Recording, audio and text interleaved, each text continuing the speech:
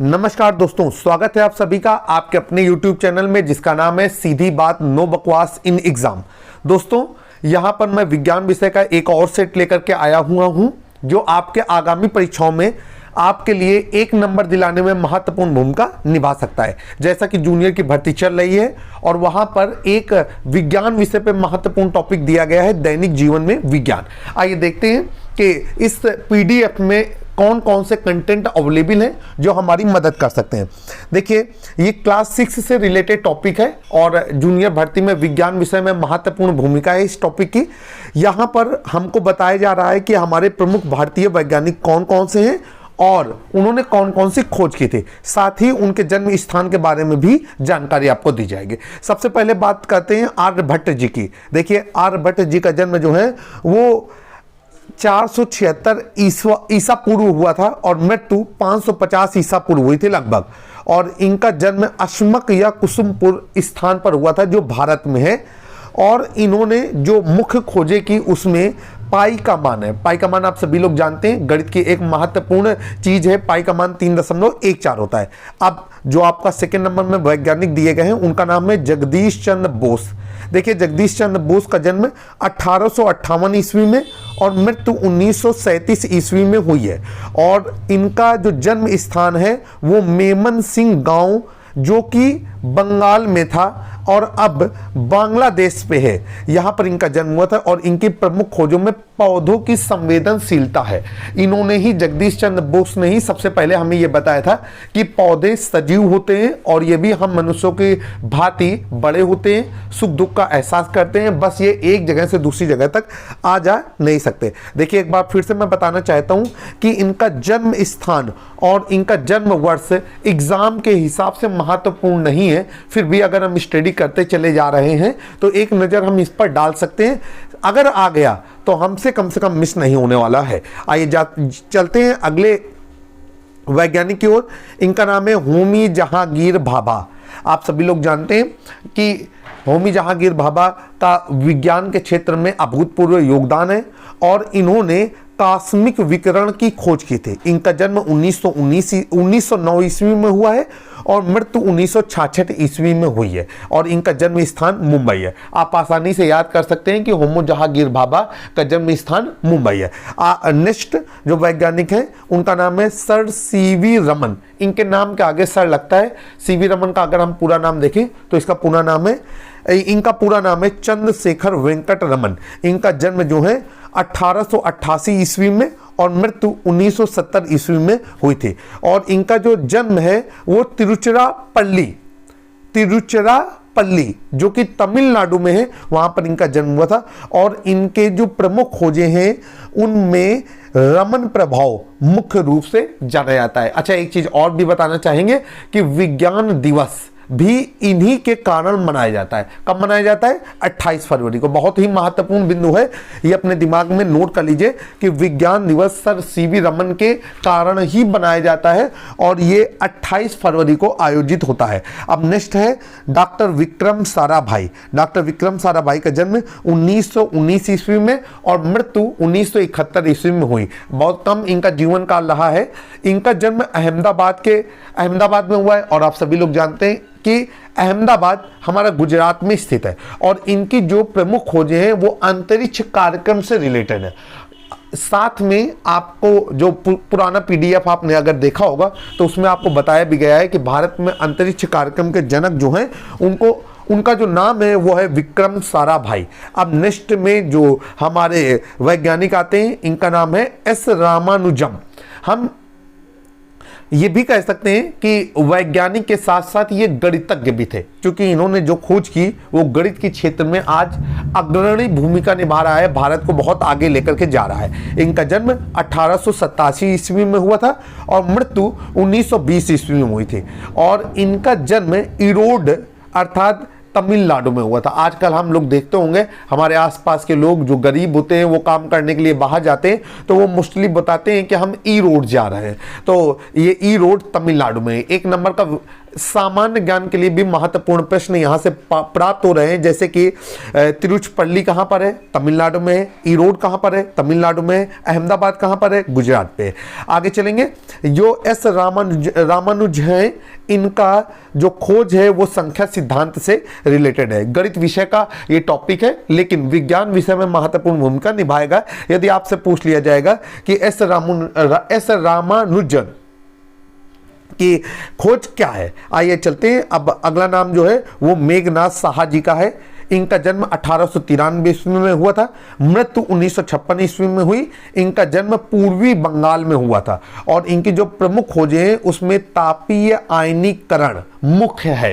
ध्यान रखिएगा, आपसे पूछा जा सकता है कि तापीय आयनीकरण की खोज से संबंधित भारतीय वैज्ञानिक का क्या नाम है, तो आप लोग मेघनाथ साहा विकल्प को सही उत्तर के रूप में चयनित करेंगे। अगला जो हम देखते हैं वो है एस.एन. बोस। इनका जन्म 1894 ईस्वी में और मृत्यु 1974 ईस्वी में हुई है। इनका जन्म स्थान कलकत्ता है, जो हमारे भारत में स्थित है। और इनकी जो प्रमुख खोज है वो गार्ड पार्टिकल है। अभी आपने देखा होगा कि गार्ड पार्टिकल से रिलेटेड जो है हिग्स बोसान, ये एक नाम बहुत फेमस हुआ था। जमीन के नीचे एक कैनाल बनाई गई थी और वहां पर विस्फोट करके ये जानने की कोशिश की गई थी कि आखिर हमारे पृथ्वी की उत्पत्ति किस तरीके से हुई। तो आपने देखा कि यहां पर लगभग 1 2 3 4 और 4 8 भारतीय वैज्ञानिक के नाम, उनका निवास स्थान कहां पर रहा है और उनकी प्रमुख खोजें क्या है, इन पर हमने चर्चा की। एक बार फिर से आपसे कहना चाहेंगे कि ये ध्यान रखने की जरूरत है कि हमें ये नहीं याद रखना है कि इनका जन्म का वर्ष क्या है, मृत्यु का वर्ष क्या है। बस हमें यह ध्यान रखना है कि इनके महत्वपूर्ण खोजें क्या है। हाँ, निवास स्थान इनका याद कर सकते हैं। जैसे कुछ लोगों का निवास स्थान याद करना बहुत ही आसान रहता है। विक्रम साराभाई, देखिए नाम के पीछे भाई लगा हुआ है, और जो भाई जिन लोगों के नाम के पीछे लगा होता है, जैसे नरेश दामोदर भाई मोदी, ये कहां से है, हमारे गुजरात से। तो विक्रम साराभाई आसानी से हम समझ सकते हैं कि ये गुजरात के रहने वाले हैं। दोस्तों, अब हम लोग प्रमुख भारतीय वैज्ञानिकों के पार्ट 2 पे पहुंच गए हैं। आपके सामने जो पीडीएफ दिख रही है वो एक नवीनतम पीडीएफ है। यहां पर हम कुछ और भारतीय वैज्ञानिकों के बारे में जानकारी प्राप्त करेंगे, जैसे कि सुश्रुत, इनका जन्म का स्थान अज्ञात है, जन्म का वर्ष भी नहीं मालूम है, लेकिन इन्हें भारत में शल्य चिकित्सा का जनक कहा जाता है। यह माना जाता है कि भारत में जो शल्य चिकित्सा प्रारंभ हुई वो सुश्रुत जी के द्वारा ही प्रारंभ हुई। इसके बाद हम बात करते हैं महर्षि चरक की। इनके जन्म का जो काल है वो ईसा से 200 वर्ष पूर्व है लगभग, और इनकी जो प्रमुख खोज है वो औषधि है। मतलब ये जो हमारी औषधि विज्ञान है, ये आज जो डेवलप हुई है, ये महर्षि चरक के चलते डेवलप हुई है। इन्होंने पहले जड़ी बूटियों से औषधियां प्राप्त की हैं, जड़ी बूटियों से औषधियां प्राप्त की, उनके अर्क से लोगों का इलाज किया है। अब हम लोग बात करते हैं डॉक्टर APJ अब्दुल कलाम का। बहुत ही फेमस नाम है, भारत में और विश्व जगत में इन्हें मिसाइल मैन के नाम से जाना जाता है। इनका जन्म 1931 ईस्वी में हुई और मृत्यु 2015 ईस्वी में इनकी हुई थी। इनका जन्म स्थान रामेश्वरम है, जो कि तमिलनाडु में स्थित है। और डॉक्टर APJ कलाम हमारे देश के राष्ट्रपति भी रहे हैं। अभी कुछ वर्षों पहले ही इनका निधन हो गया है।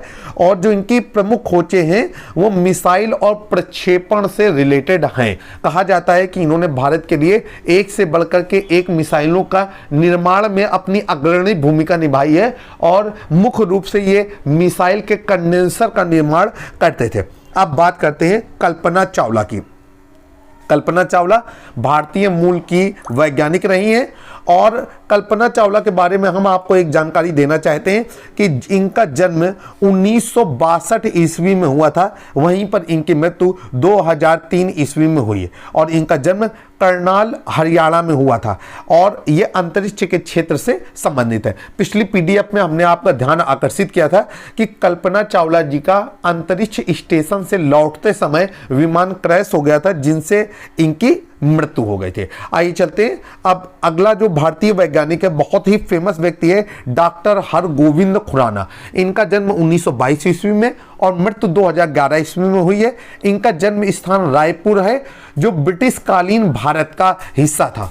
और इनकी जो प्रमुख खोज है ये आनुवांशिकी कोड है। इसका मतलब ये है इनकी खोज के जरिए ये पता किया जा सकता है कि कौन किसका पुत्र है। आनुवंशिकी कोड महत्वपूर्ण भूमिका निभा रहा है। और डीएनए और आरएनए की मदद से हम किसी भी व्यक्ति की पहचान को उजागर कर सकते हैं। यदि ये नहीं पता चल रहा है कि ये व्यक्ति किस कुल से संबंधित है तो डीएनए और आनुवंशिकी कोड उसकी पहचान उजागर करने में महत्वपूर्ण भूमिका निभाते हैं। अब बात करते हैं डॉक्टर कस्तूरी रंगन की। इनका जन्म 1940 ईस्वी में हुआ था और इनका जन्म स्थान एर्नाकुलम है जो कि केरल में स्थित है। सामान्य ज्ञान भी 50 नंबर की आनी है। इसके अलावा विविध परीक्षाओं के लिए जिसके लिए भी आप स्टडी कर रहे होंगे 1 नंबर का महत्वपूर्ण क्वेश्चन आपके सामने आ रहा है कि एर्नाकुलम कहां पर है, तो हम जवाब दे सकते हैं कि एर्नाकुलम केरल में स्थित है। और इनकी खोज प्रक्षेपास्त्र से रिलेटेड है। ठीक है, आप ध्यान रखिएगा कि प्रक्षेपास्त्र जो होता है या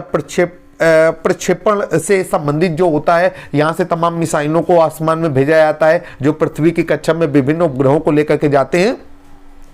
उन प्रक्षेपण से और युद्ध संबंधी प्रक्षेपण जो होते हैं, प्रक्षेपास्त्र होते हैं, उनसे डॉक्टर कस्तूरी रंगन जी का लेना देना है। मुख्य भूमिका उनकी वहीं पर है। अब बात करते हैं एस चंद्रशेखर की। आइए, इनका जन्म 1910 ईस्वी में हुआ था। इनकी मृत्यु 1995 ईस्वी में हुई थी। और जो इनका जन्म का स्थान है वो लाहौर पाकिस्तान है। लेकिन जिस हिसाब में इनका जन्म हुआ था 1910 ईस्वी में, उस समय पाकिस्तान और भारत एक ही कंट्री हुआ करता था। इसलिए एस चंद्रशेखर को भारतीय मूल का वैज्ञानिक माना जाता है। और इनकी जो खोजें हैं वो खगोल विज्ञान के क्षेत्र से संबंधित है। मतलब आप जानते हैं कि ग्रह, नक्षत्र, तारे, इनसे डॉक्टर एस चंद्रशेखर जी संबंधित है। और आपने एक नाम सुना होगा चंद्रशेखर सीमा, वो इन्हीं के ऊपर बनाई गई है। वो इन्हीं के नाम को आधार लेकर के चंद्रशेखर सीमा जो है विज्ञान में एक महत्वपूर्ण शब्दावली है, उसकी जो चर्चा होती है तो एस चंद्रशेखर जी के नाम से ही होती है। अब बात करते हैं टी.आर. शेषाद्रि जी की। इनका जन्म 1900 ईस्वी में हुआ था। मृत्यु 1975 ईस्वी में हुई।